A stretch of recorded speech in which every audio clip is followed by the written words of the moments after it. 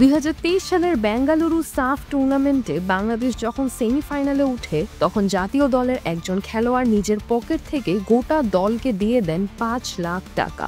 এমন team spirit কজনের থাকে বলুন? বলছি সেই সাহসী ডিফেন্ডার বিশ্বনাথ ঘোষের কথা।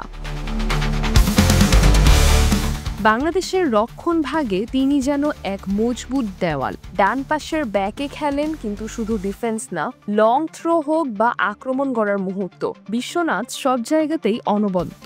কিন্তু সব ভালো গল্পে একটা বাঁক থাকে। গত বছরের সেপ্টেম্বর মাসে ভুটানের বিপক্ষে প্রীতি ম্যাচে হাঁটুর চোটে পড়েন তিনি। সেই থেকে ঘরোয়া ফুটবলেও আর দেখা যায়নি তাকে। বসুন্ধরা কিংসের হয়ে একটা ম্যাচও খেলতে পারেননি পুরো মৌসুমে।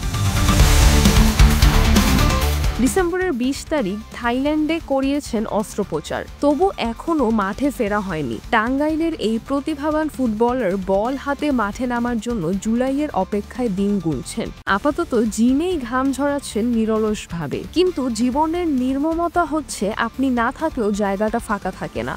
বিশ্বনাথের রাইট ব্যাক পজিশনে এখন খেলছেন তাজউদ্দিন আর শাকিল আহাদ তপু। এই সময় বাংলার ফুটবলে এক নতুন আলোর ছোঁয়া, নতুন নতুন মুখ, স্টার ফুটবলারদের আবির্ভাব। হামজা সহ আরো অনেকেই আলোচনায়। এরই মাঝে নিজেকে খুঁজে না পাওয়ার কষ্টটাই সবচেয়ে বড় যন্ত্রণা। হতাশা, বিষণ্ণতা চেপে বসে বুকের ভেতর। তাই হয়তো সামাজিক যোগাযোগ মাধ্যম থেকেও নিজেকে গুটিয়ে নিয়েছেন বিশ্বনাথ।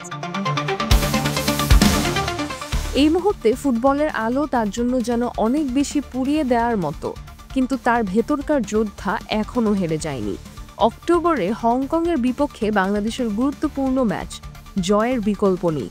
আর সেই ম্যাচে স্কোরিংয়ের পাশাপাশি ডিফেন্সেও চাই আয়রনের মতো শক্ত। বিশ্বনাথ ঘোষ প্রমাণ করেছেন তিনি সেই ভরসার নাম, যাকে আপনি গোল পোস্টের সামনে পেলে নিশ্চিন্ত থাকতে পারেন। এখন শুধু সময়ের অপেক্ষা, আবার ফিরবেন তিনি একেবারে বীরের বেশে। সিজরাতুল আভা, দৈনিক আওয়ার বাংলাদেশ।